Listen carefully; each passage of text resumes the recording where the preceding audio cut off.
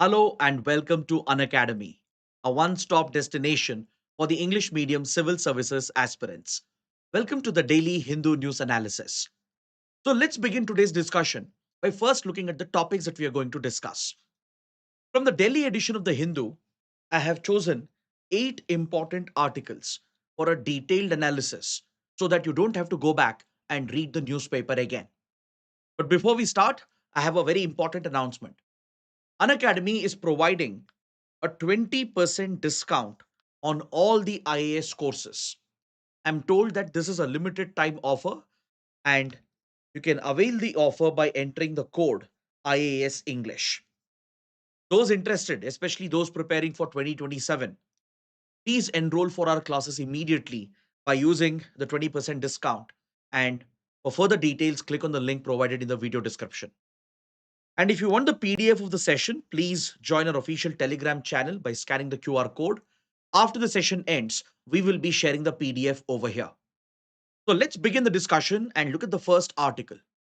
On page number 9, there's an article focused on India's search for critical minerals.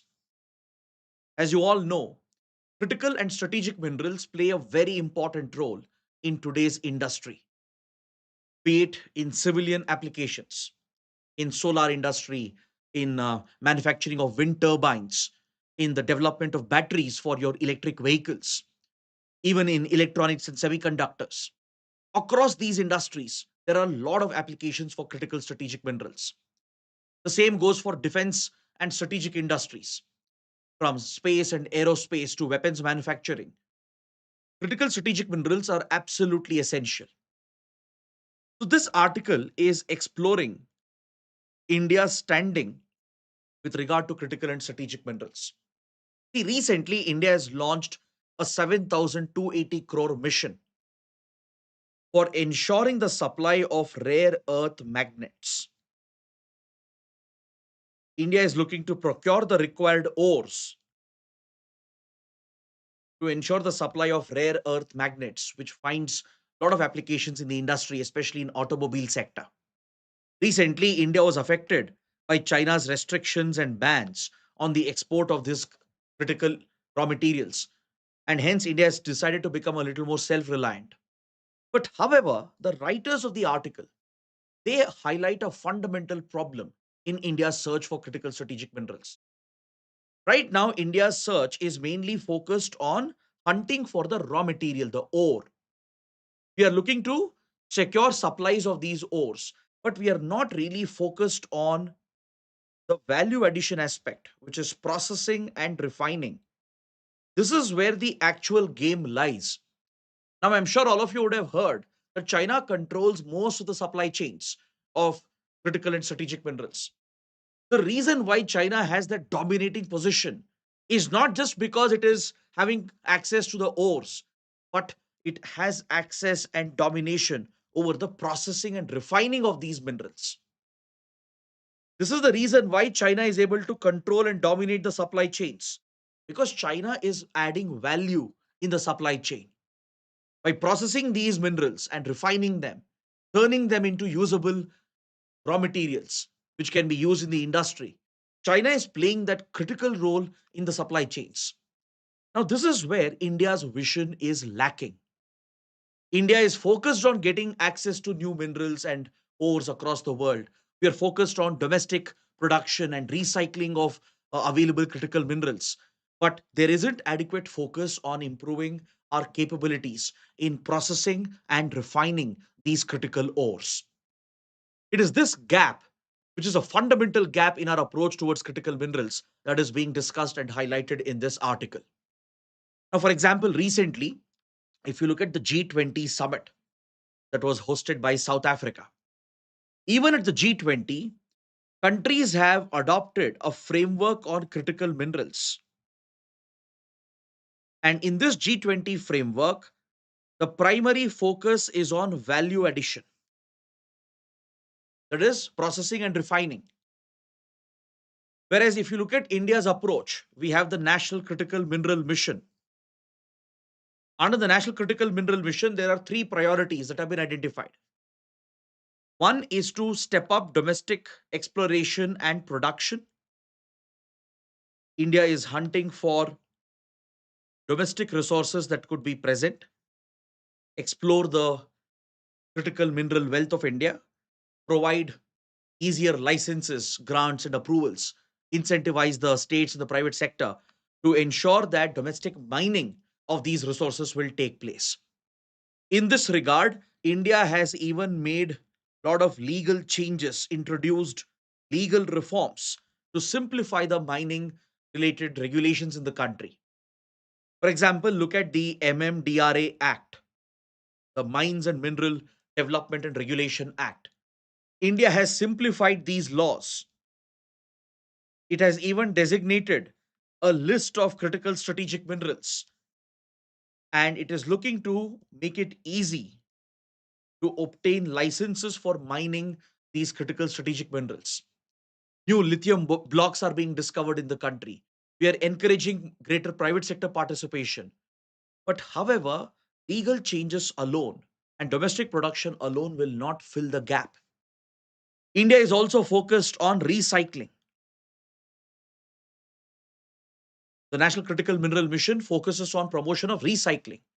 This is a great approach to make it sustainable, to reduce the cost of imports, and ensure that we utilize the critical strategic minerals that could be present in the disposed products, the waste products, the electronic waste which is being generated. The other priority is to secure mines abroad,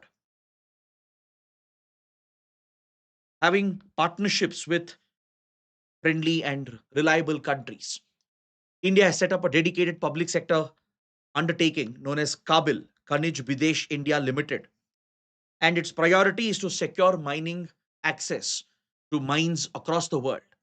For example, Kabil has won lithium mining blocks in Argentina. It is part of the lithium triangle. In South America, you have the lithium triangle that includes three countries: Argentina, Bolivia, and Chile.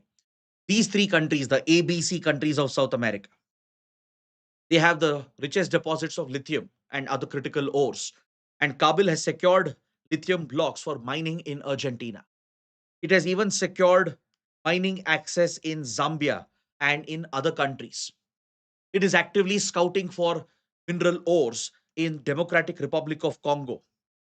We are working with several like-minded partners as well.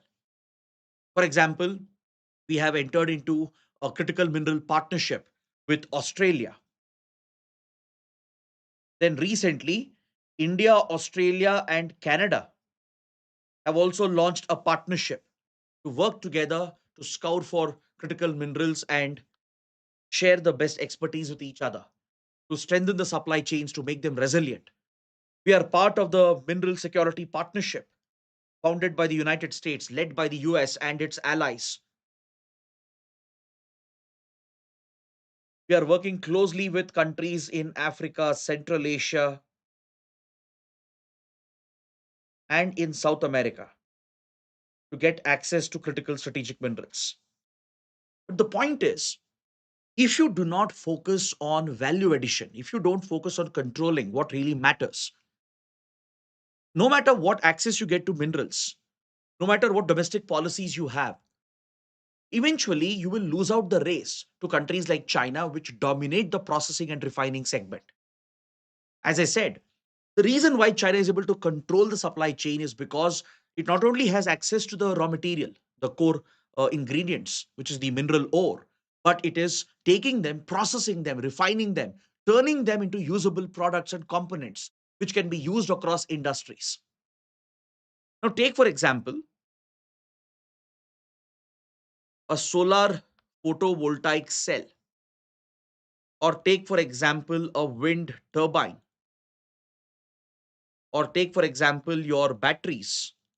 Lithium ion batteries can be used in your electric vehicles. Now, don't you think all these products would have started their journey as a basic mineral, as an ore? Now, this ore was transformed into a product in the supply chain through value addition, through processing, through refining. through investments in metallurgical industries, through better research and innovation to produce the purest form of these minerals, which are required for certain critical industrial processes. So there are multiple steps involved from the mine to the factory, during which the ore is converted into different forms through processing and refining. So the one who controls this step is the one who will dominate the supply chain. That's what China has done. Now, given the fact that tariff wars have broken out between US and China over access to critical strategic minerals, China has even placed restrictions on the export of these critical strategic minerals, and any goods containing these raw materials, their export has been restricted to the US. Recently, China has agreed to remove some of the restrictions following the meeting between Trump and Xi Jinping. But China has the capability to block the supplies because it dominates the supply chain. The reason why its export restrictions can work, why it can hit the economy and the security interests of another nation, is because China has that control over processing and refining. And I think that is the key lesson from this article. Now, for example, see, India also has some capabilities when it comes to critical minerals. At least seven critical minerals in India are to some extent processed and refined. Take, for example, graphite, silicon, tin, titanium, rare earth, zirconium, copper. They find applications across the sectors of defense, space and aerospace, and energy. So these key materials, which are required in multiple sectors, they are domestically processed and refined. We do have some domestic processing and refining capabilities. Now, India will have to scale up this capability with regard to lithium, cobalt, nickel, copper. We have to step up the capabilities that we have. That is what is necessary. So, this should be a priority under the Rare Earth Magnet Mission, the National Critical Mineral Mission, which is being pushed by the government, along with securing mines abroad, along with focusing on domestic mining and exploration, along with focusing on recycling. We need to increase our processing and refining capability. That is how India can also play a role in controlling the supply chain of these critical minerals. So, what can be done? What should be the way forward? Now, let's imagine a mains question is asked on this.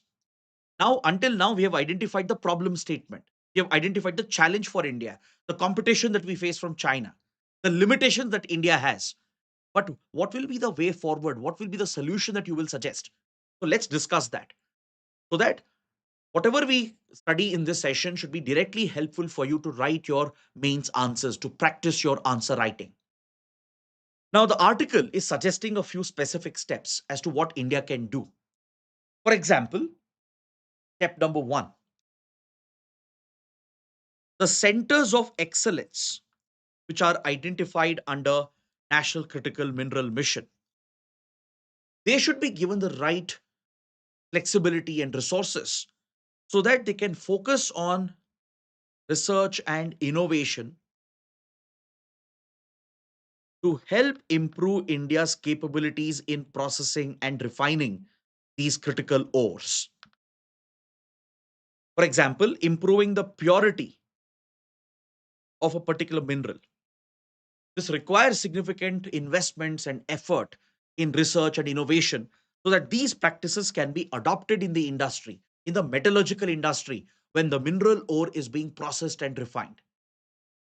So they can collaborate with our IITs and NITs, right? These centers of excellence identified under the National Critical Mineral Mission, they can collaborate with IITs and NITs, come out with research and innovation which can help in improving our processing and refining capabilities.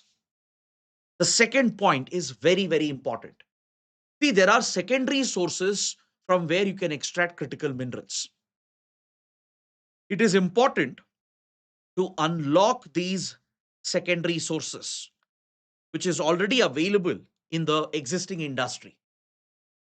It just requires a very clever intervention to tap the secondary resources which are already available from which critical minerals can be extracted. Now, for example, look at fly ash, the coal fly ash that is generated. in thermal power plants, in metallurgical industries where coal is burnt. India is one of the largest emitters of fly ash, up to 250 million tons every year. Fly ash is known to contain light and heavy rare earths which can be extracted if the right intervention is carried out. Then, similarly, the red mud, which is a byproduct of aluminium plants, it is known to contain gallium, which is a precious ingredient or raw material that is needed. Then, zinc metallurgical processes will produce cobalt, which can be extracted. Then, steel slag from the steel and iron ore industry contains vanadium, which can be extracted and can be used in the industry. So, these are your secondary sources that are already available in the industry. The government just has to encourage these metallurgical industries to implement the right strategies to extract the critical minerals from secondary sources as well. Primary source would be your mineral ore.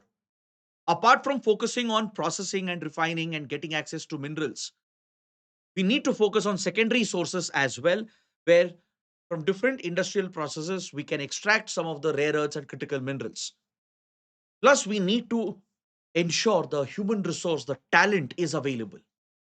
Metallurgists should be available in the market. Enough technicians should be available in the industry.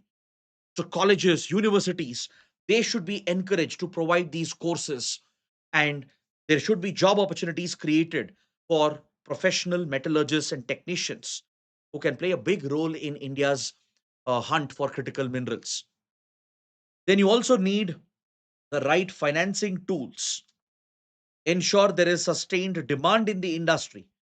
Maybe government led enterprises can give a surety for the private processing and refining firms that they will buy the supplies. So, government companies like, let's say, HAL, DRDO and affiliated units, CSIR units, and ISRO, they can have a guaranteed procurement line so that there is a assured procurement, assured guaranteed uh, demand is present so that it can sustain the market. And the government, if required, should provide the right incentives and through right financing tools should encourage more private capital in processing and refining. And of course, through global diplomatic efforts, which we are already doing. As I said, we have partnerships with many countries from Australia to Canada to US.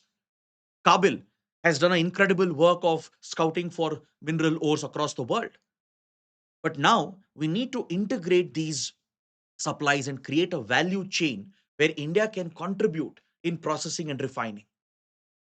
India should not just extract minerals from other countries, we should offer value to those countries. Countries like Australia, Argentina, and others, they should realize that by partnering with India, they will get some value which will help in their industries. We need to look for such joint ventures that focuses on processing and refining as well. That's what China has done. China has not just accessed mineral ores across the world, it has set up the entire end to end supply chain from exploration to mining, accessing those mines, then whatever you extract, the ore, it is processed, refined, and distributed through China controlled supply chains. That is how China is able to dominate the supplies. For example, if you look at lithium, almost 100% of the lithium that we use in India is imported. And out of that, at least 95% of it is through China controlled supply chains. So if India has to become a little self reliant, we need to focus on value addition, on processing and refining as well. So that is the key takeaway from this article. So please look at this mains practice question. There's a pressing need to strengthen India's critical mineral sector, but more focus needs to go into the often overlooked part of the value chain, which is processing and refining. So that's what we have discussed in this entire topic.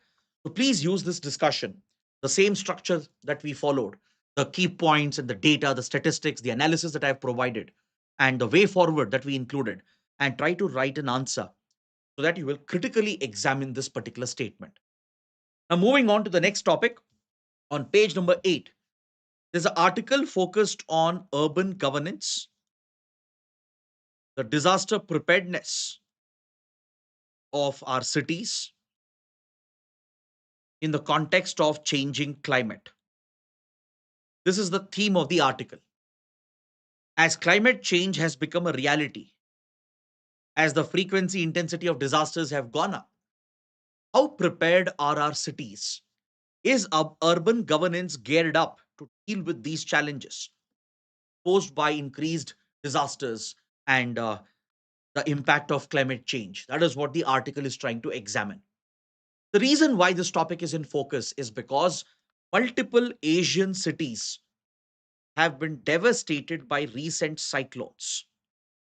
Take, for example, Cyclone Ditwa that has caused widespread damage and destruction in Sri Lanka. More than 400 people have been killed, hundreds are missing. There is large scale damage to property and public infrastructure, and especially Sri Lankan cities and towns. They have faced the entire brunt of Cyclone Ditwa. In fact, some experts are calling this disaster even more deadlier than the 2004 tsunami. Because see, the 2004 Indian Ocean tsunami affected only parts of Sri Lanka, only the coastal parts of Sri Lanka, which were exposed to the impact of the tsunami. But Cyclone Ditwa has almost hit the entire country. More than 90% of Sri Lanka has been affected, and every single city, town has faced the devastating impact of the cyclone. Trees have been uprooted, uh, mobile connection, internet has been disrupted, power cables have been completely brought down. Then public infrastructure has been damaged, landslides have been reported, especially in cities like Colombo on the outskirts, where you have these hilly slopes and hilly areas. Some of the human habitations have taken the direct hit. This is where the lower income segment of the society was inhabiting the region in the hilly, slopey areas on the outskirts of Colombo. So they have borne the full brunt of this. So similar devastating cyclones have been seen across Asian countries, affecting Asian cities. For example, Thailand, Indonesia,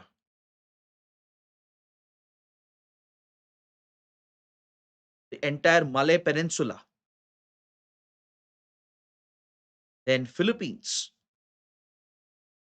All these Southeast Asian countries, their cities, not just the major cities, even the smaller tier 2 cities, small towns, they have been severely affected by recent cyclones across the Indo Pacific region. So the question is, are the cities prepared to deal with the future of climate change? Is urban governance geared up to deal with the challenges?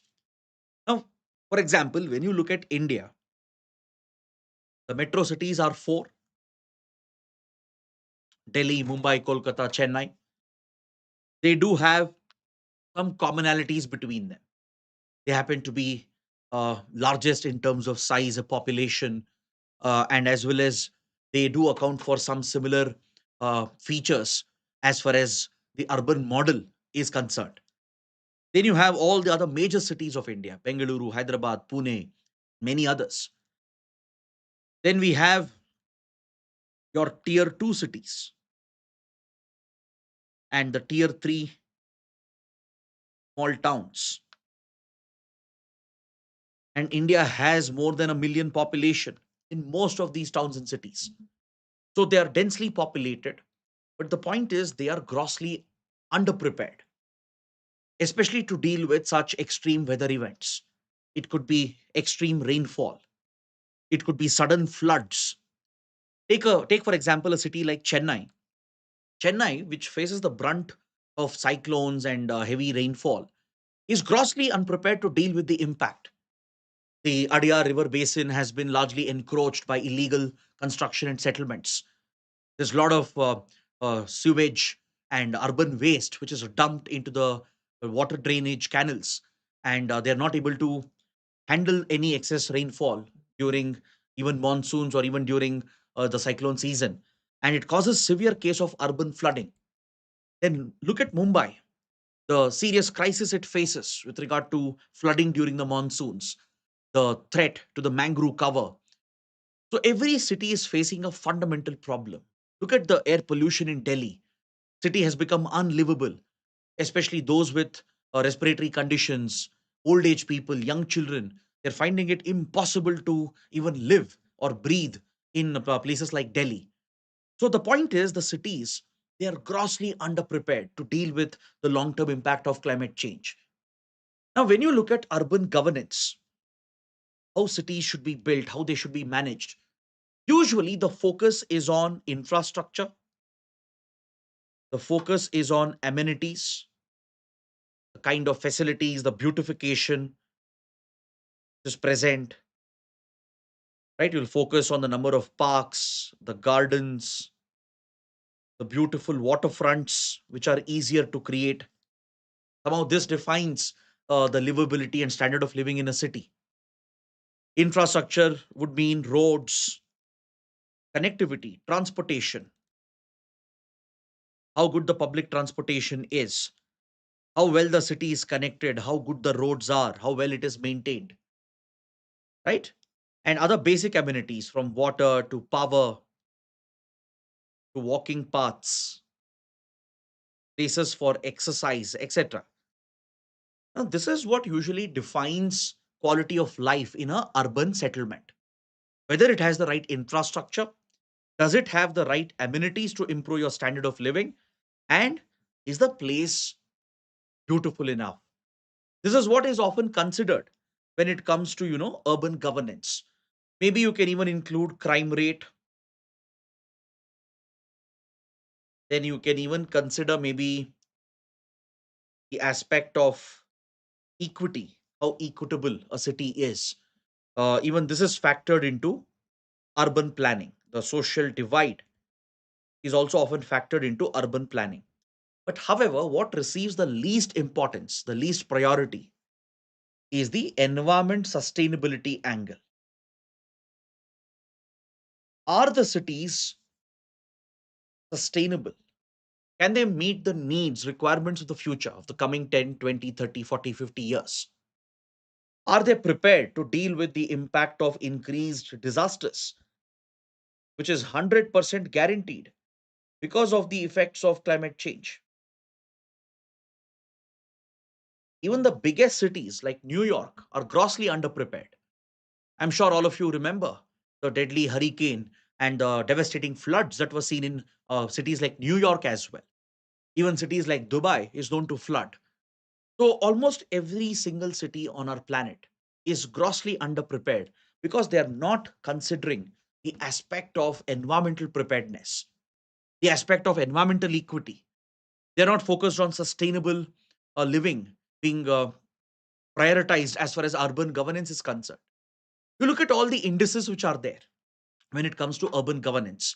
At the global level, there are some important reputed indices which gives an indication of how well the city is planned and built. For example, UN Habitat, is part of the UN, comes out with the City Prosperity Index.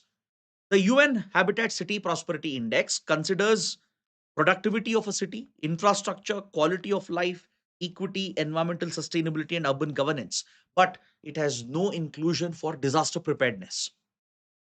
Disaster preparedness is not even considered under the UN Habitat City Prosperity Index. Then look at the Global Livability Index score, which ranks cities on how livable they are. It considers stability, social stability, crime rates, etc., then healthcare, culture, and environment, and education and infrastructure. It does not factor in the impact of disasters like urban flooding, extreme rainfall, cyclones, etc. They're not even factored into the index. Look at the City Resilience Index. It focuses on how well cities can withstand, recover from the shocks caused by disasters.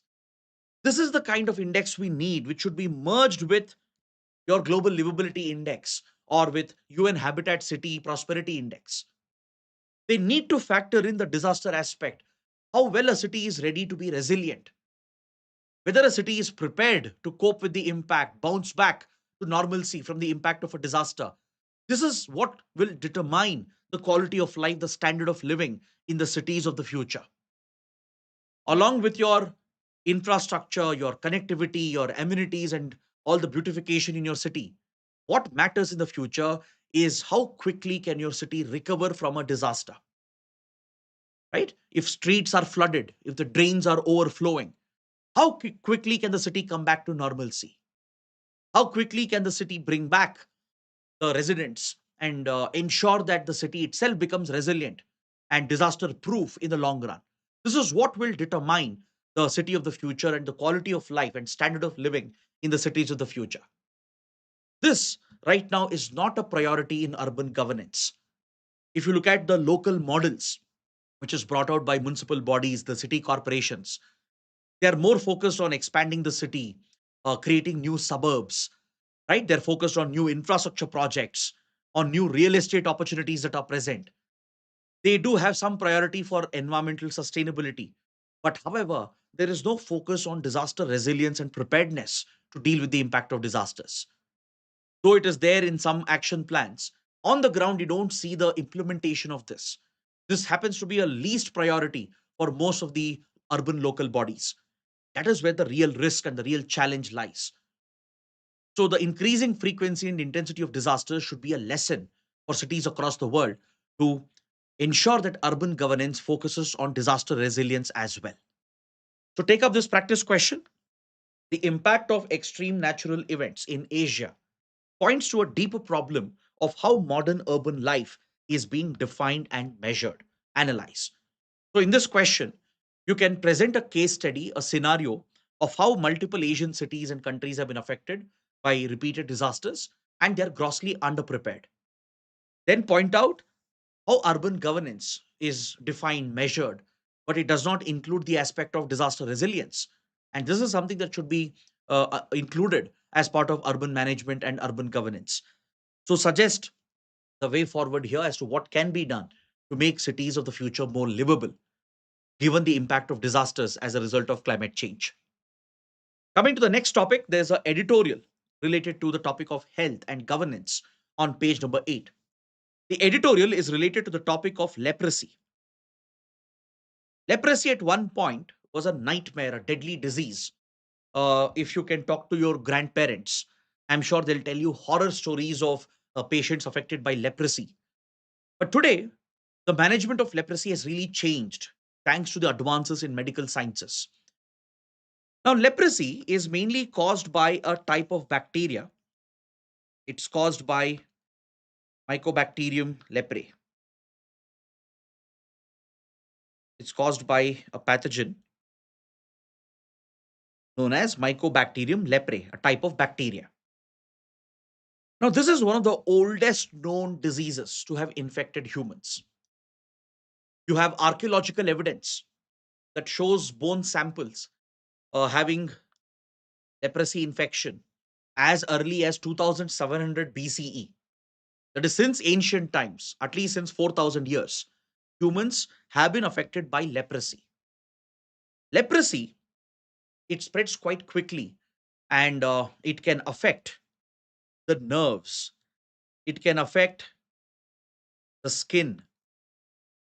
Very brutal blisters and skin lesions will start forming, and it can affect the function of the nerves, especially fingertips can completely become blistered with skin lesions, and a person would not be able to carry on with the regular functions.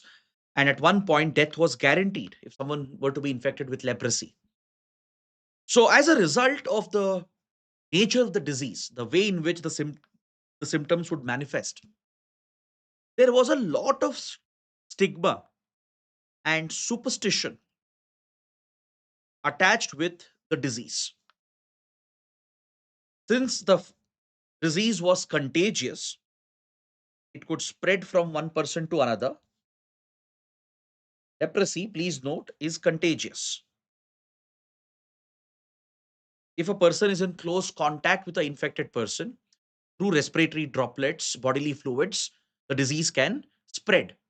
So, because of the disease being contagious and the very akbar nature of the disease, the kind of skin lesions it causes, and the kind of damage it causes to the human body, a lot of stigma superstition was attached with leprosy.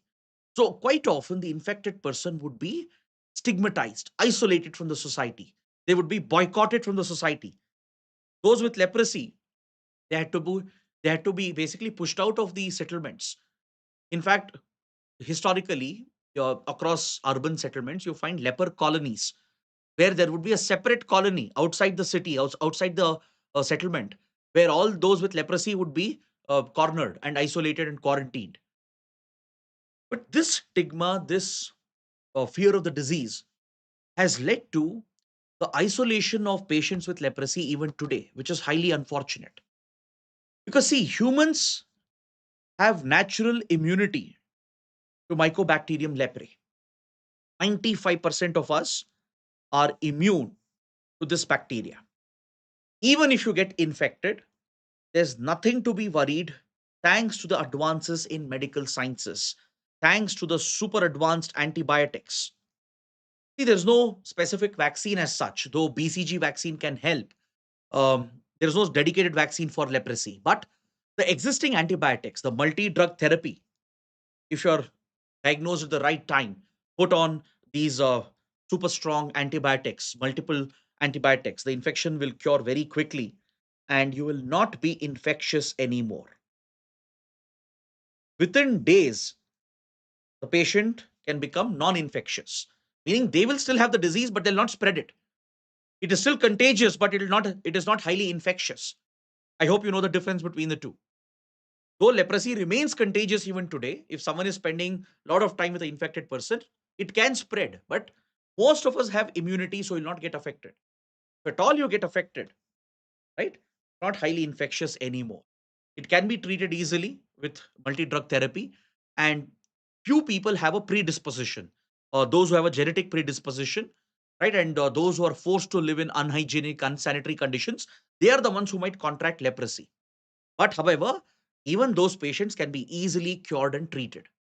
But the problem is because of our history, the kind of stigma that was attached to the disease, the superstition which came around it, even today, leprosy patients are mistreated by the society, by their own family, by the state, by the laws which are present in the country. It is this unfortunate reality which is highlighted in the article over here. So, a petition was filed at the Supreme Court asking for equal treatment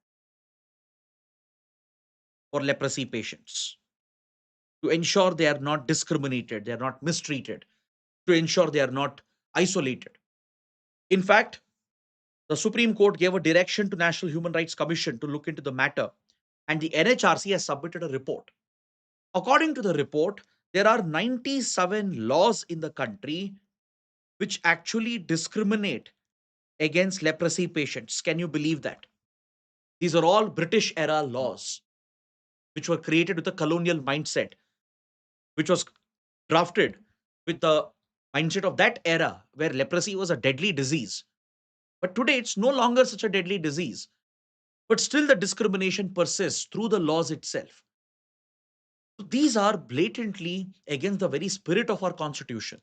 For example, leprosy patients, they are legally denied access to public transport and public spaces.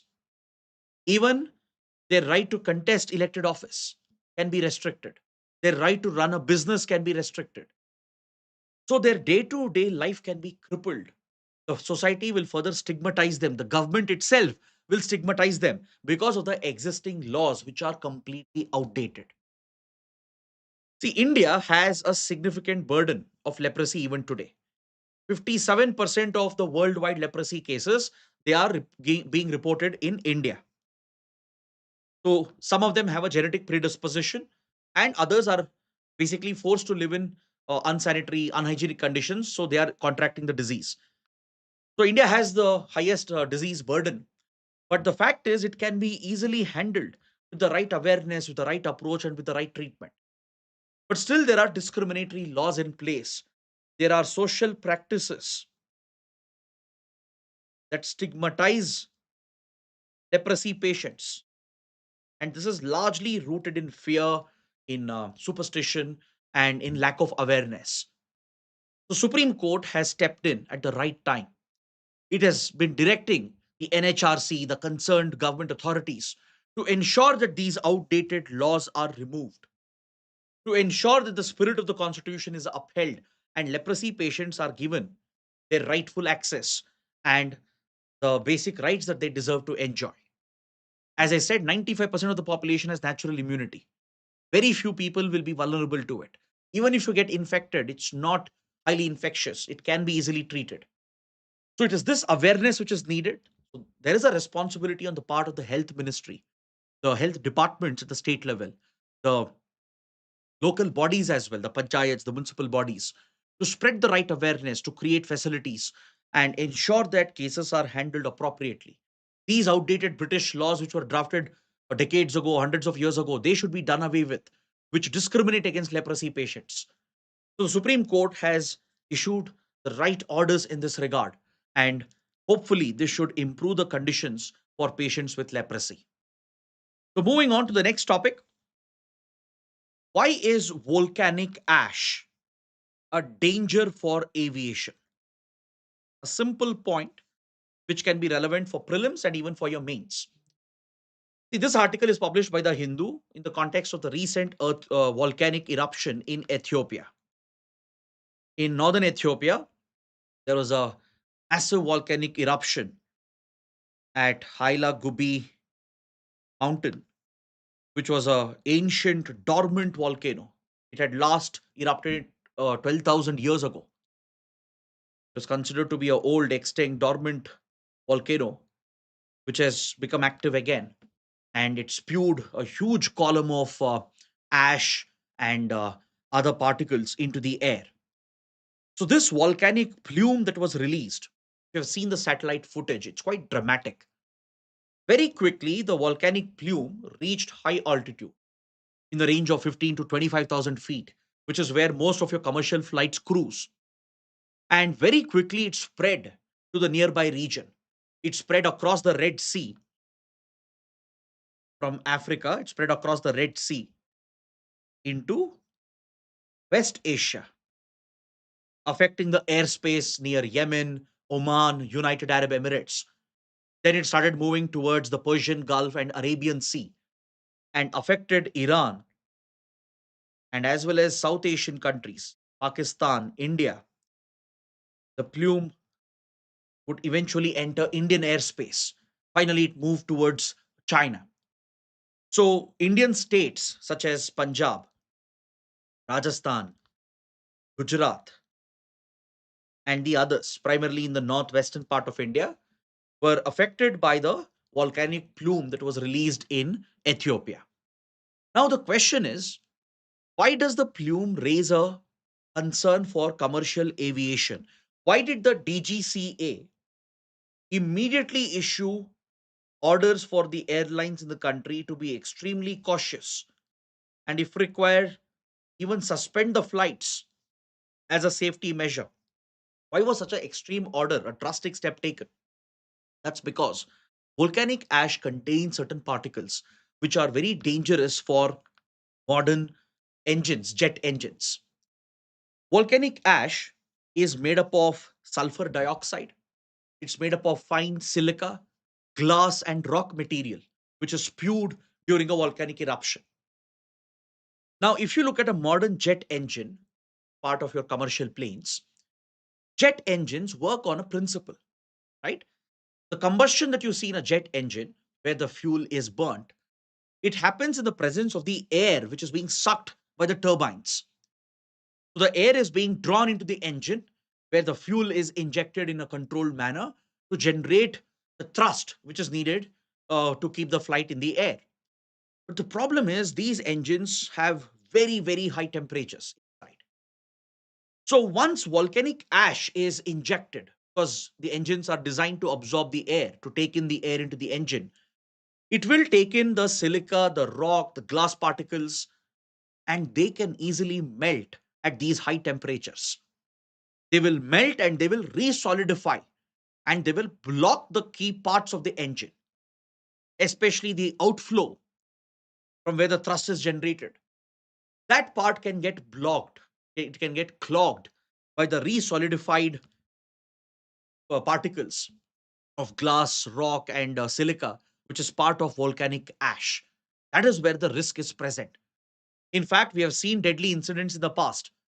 There was a flight, a British Airways flight near Indonesia in 1982, which got caught in a volcanic plume and it suffered a deadly engine malfunction. All the four engines failed. And luckily, the pilots descended in altitude, and at the right time, they tried to restart the engine. They were successful and they could somehow land the plane. A similar incident was seen in Alaska, where a plane had taken in volcanic ash that consisted of glass and rock particles and silica, which had melted and resolidified within the jet engine. So it cut off the thrust. The engines basically shut down at higher altitude of 25, 30,000 feet. Then again, pilots descended to lower altitude of under 15,000, and they managed to restart some of the engines and they landed.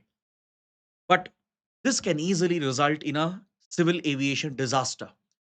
That's the reason why aviation regulators across the world are very, very serious about regulations when it comes to volcanic ash. That entire area is declared as a no fly zone, and planes are clearly ordered to stay away from the volcanic plume, which can reach the higher altitudes. That's why the DGCA had issued the orders. It had issued orders for the airport authority as well and the airports across the country to inspect the runways if it is contaminated with the materials from the volcanic plume.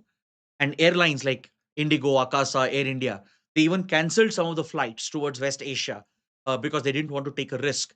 And the DGCA was very, very clear that these guidelines are very strict when it comes to volcanic ash. So you can understand the scientific reason behind it through this article. Coming to the next topic, the controversy surrounding Sanchar Saathi hopefully should come to an end now. We've discussed the topic in the last few days. The Department of Telecom had apparently issued an order to telecom identifier user entities, TIUE, and mobile phone manufacturers, ordering them to mandatorily install the Sanchar Saathi app on all the new phones, whether produced in India or imported, and even on older phones through software updates. Along with this, the DOT had issued few other controversial orders. The topic of SIM binding that we discussed. See, recently, DOT has defined a new entity, TIUE, the telecommunication identifier user entities. These are any companies which are using your mobile number to identify the user. It could be social media apps, e-commerce apps, food delivery apps, cab or hailing apps, any application, any service which is making use of your phone number to identify a user and provide a service to the user. They are now categorized as a new category, TIUE. It's a new definition, new concept brought out by Department of Telecom. So those entities using mobile numbers to provide a service, now they are being brought under DOT's regulation. So DOT had recently set up a 7-member team for digital and AI cybersecurity, and they have issued these guidelines, these new orders. One is to mandate SIM binding for social media apps and all TIUEs. A app like WhatsApp, right? You need a mobile number to register to open an account, but previously you could have removed the SIM and continued using the services. But now it's no longer going to be possible as a result of the DOT orders. Platforms like WhatsApp will have to bind the SIM and the service they offer. So if the SIM is disconnected, service cannot be run on the application. Then DOT also issued another order to platforms like WhatsApp. That is for the desktop version. Previously, if you log in and if you leave the account, it would remain logged in. But now DOT says it should automatically log out every 6 hours, meaning the user should keep on logging in again and again every 6 hours. DOT says these measures are needed for cybersecurity, for tracking fraudsters, for catching those mobile numbers which have been procured with a fraudulent intent to commit cyber crimes and cyber frauds. The Sanchar Saathi app order was also issued in the same regard, though it was never made public. It was sent out to the stakeholders, and someone leaked this order and triggered a huge controversy and uproar in the country. The opposition, the media, civil society, internet activists, they all oppose the move because an app like Sanchar Saathi, though it has a good intention, it can be easily misused. It can be probably seen as an attempt by the state to promote surveillance by mandating its compulsory installation in all the phones. Initial order indicated that the app can't be deleted. It'll come preloaded in your phones, be it the ones produced in India or ones being imported. It should be loaded before it's sold. And even those which are already in use, they will receive a software update. And once it becomes a preloaded app, you can't delete it, you can't change the features, you can't change its settings. That's what was being reported. The government said it was necessary, it was needed to keep track of lost phones. The concerned minister, Jyotiraditya Scindia, he pointed out more than 26 lakh phones in the country have been recovered because of Sanchar Saathi app, because it helps in tracking the location of lost phones. And it has helped in preventing many cyber crimes and cyber frauds, and in getting hold of cyber fraudsters and criminals. So the government believes it's a cybersecurity feature which is essential. But following the huge uproar, the government has backtracked. It has taken a back step and reversed the order, saying that Sanchar Sati will not be made mandatory, not because of the controversy and the criticism, but because the government feels that the app has enough downloads on its own. Especially after the controversy broke out, lakhs of people have downloaded the app on their own to check what features are there in Sanchar Sati. So, given the significant rise in uploads of the app, government believes it will naturally be adopted by the people. It need not be forced. It need not be made mandatory, because that will give fear, or that will give rise to concerns that it might be misused for state surveillance, right? And to address that, the government has rolled back the order, and it is not going to make the installation of Sanchar Sati app mandatory in the mobile phones. The next topic, the Indian rupee is on a downward spiral. It has hit its lowest ever against the US dollar at 90.15. So this represents a concern for the Indian economy, but of course there will be opportunities that will arise out of it as well. Because the RBI and the government have denied that a depreciating rupee is a weak rupee. They don't agree that a depreciating rupee is a weak rupee. And that is correct as well. That's true. Any student of economics would know that just because rupee is depreciating, that doesn't mean currency is naturally weaker. There are some advantages that arise out of it as well. But see, when it comes to foreign exchange, it's more about stability. It's more about maintaining a balance when it comes to be it your interests of the exporters, the importers, the overall impact of currency fluctuation on the macroeconomic factors, right? Uh, Rupee, which is constantly depreciating, right? If it is sudden, if it is volatile, then of course that is alarming for the economy. But global estimates indicate that Indian rupee is one of the weakest Asian currencies. Yes, it can adversely impact, let's say, for example, the exports, the competitiveness of Indian exports as they become costlier. Because, see, foreign traders will now have to pay more to buy Indian goods, Indian products, hurting export competitiveness. This in turn can affect your balance of payments, your current account deficit, and it can have a spillover effect on the macroeconomic factors.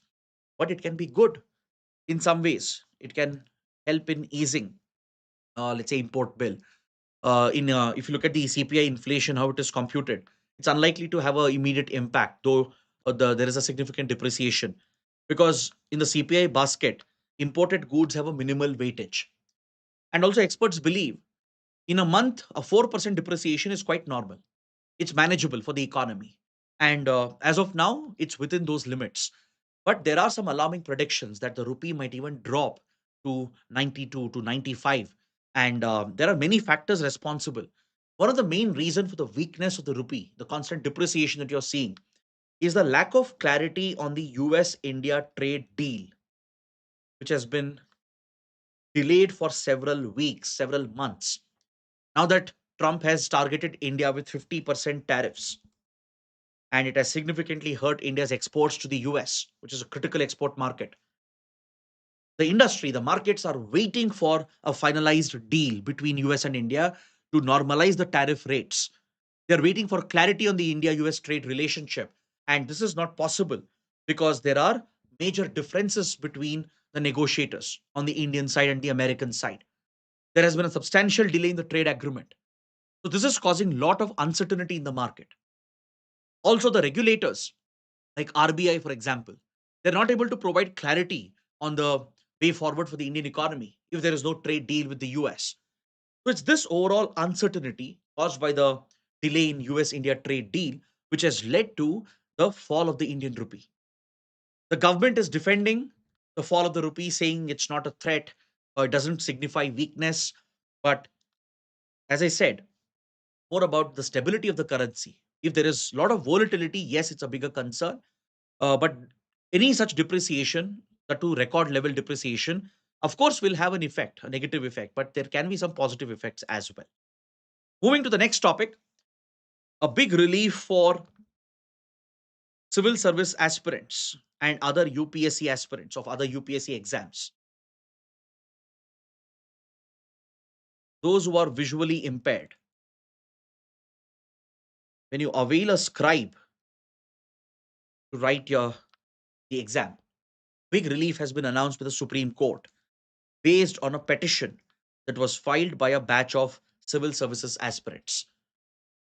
The visually impaired students, they face a big disadvantage, right? And they need the help of a scribe, especially when answer marking has to be done, means answers, descriptive answers have to be written. So UPSC allows a scribe to be used, but the regulations, the guidelines were very strict. It was not helpful for visually impaired students. So some of the aspirants had approached the Supreme Court saying that this was a violation of their constitutional right. The Constitution of India guarantees equality, it guarantees inclusion of all the sections of the society, even those with disabilities. It even promises special protection for those with disabilities. And UPSC, being a high constitutional body, was expected to uphold these commitments and promises made by the Constitution. The Supreme Court has directed the UPSC to simplify the process of using scribes and make better facilities available for students with disabilities. For example, at the examination center, students will now be allowed to carry laptops with a screen reading software. This was the demand of some of the aspirants. So UPSC was against allowing the laptops to the students, but now Supreme Court has directed UPSC to provide those laptops, which will have a screen reading software so that visually impaired can turn on the screen reading software and read the question, understand better, and give out the answers which will be written by the scribes. And the rules regarding the nomination of the scribe, their authentication, everything has been simplified even further.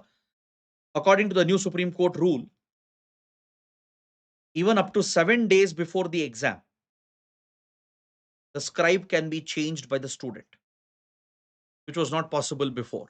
And within 3 days, UPSC has to decide on the approval or any rejection of the scribe appointed by the candidate. So this simplifies the entire process for visually impaired students. And uh, I mean, as a matter of fact, this ruling was passed on the International Day of Persons with Disabilities, right? So that again adds more value to this ruling, and it brings a big sigh of relief for CSE aspirants and other aspirants of UPSC exams. Coming to the prelim section, there's only one article today, one topic. In the last page, in the supplement section of Science and Tech section of the Hindu, there's a reference to a Chinese rocket, the Zhu Q3. This is China's reusable rocket, which is being developed by a private Chinese space company. This is the Chinese equivalent of the Falcon of SpaceX,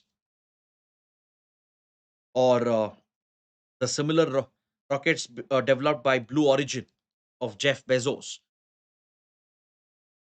These are launch vehicles which can deploy the payload, and they can make a re entry where you can reuse the components. The launch vehicle will come back and land safely, like a Falcon 9 of SpaceX. So, reusable launch vehicles are revolutionizing the space industry as they can significantly reduce the cost of space exploration and space launches. Because if you can recover the rocket engines, the components of the launch vehicle, reuse them for subsequent missions, it will obviously bring down the cost significantly. China is also trying to pioneer this technology. US already has a huge march ahead, thanks to companies like SpaceX and Blue Origin. They've already pioneered the reusable rocket technology, but China is also working on it. But the Zhu-Q3 rocket has failed in its test. In a recent test, Chinese space firm, it failed to achieve a successful uh, re-entry and landing. But however, China is making significant progress. Even Elon Musk and Jeff Bezos, who own these American companies, they had appreciated the Zhu-Q3 rocket for its design. So, in comparison, India is still miles behind China. So the point is, China is well on its way to quickly develop reusable launch vehicles, which will make space exploration much cheaper for China. So on this note, I conclude my discussion.